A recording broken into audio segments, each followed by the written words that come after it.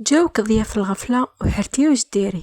أرواحي نوري لك كيفاه تحمري وجهك غير بجوج كيسان تاع سميت، تولي كيما هذوك النساء تاع زمان كيجيهم ضيف جامي يلقى طابلة فارغة.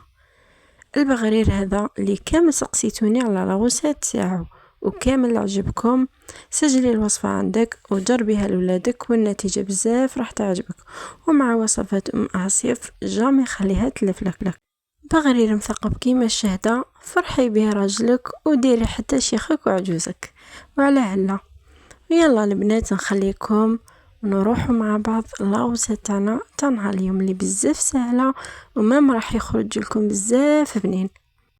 نحكموا طاس نحطوا فيه 2 كيسان سميد متوسط رايح للرطب ولا للرقيق، نص كيس فرينة، نص مغرف ملح، مغرف خميرة خبز وباكي خمارة تاع قاطو و2 مغارف سكر بيان سور ما نساوهمش. ونختموها ب2 كيسان ونص تاع ماء يكون دافي. نميكسو بالباتور عفوا بالميكسور، نميكسو كلش مع بعض 5 دقائق هكذاك. من بعد نروحو نزيدو نص كاس ماء المتبقي وهكا نكونو درنا 3 كيسان تاع ماء. نميكسيوهم مليح، من بعد نجيبو غيسيبيون كون شويه كبير نفرغو في هذاك الخليط ونغطوه ونخلو الخليط تاعنا حتى وين يخمرنا اكوتي.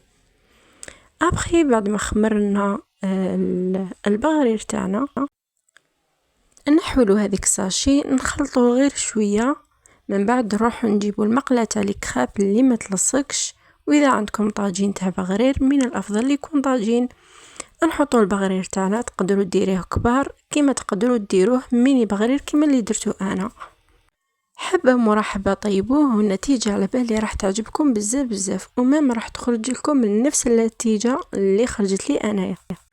وشوفوا لي هذاك البغرير كيفاش يجي، الله يبارك يجي مشهد. هذا البغرير الوصفه حطوها في عينيكم، على بالي راح تلقاوها وتحمر لكم وجهكم والبنه تاعو ما عندي ما نحكي لكم.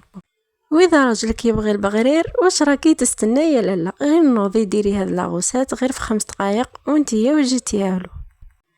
وبعد ما طيبوه وتكملوه نروح نذوبو شويه تاع زبده مع شويه تاع عسل نديرهم يسخنوا ونسقوهم من فوق والبنه تاعو راح تجيكم مهبل. وهذه هي لاغوسات تاع نهار اليوم، ان شاء الله تكون نالت اعجابكم.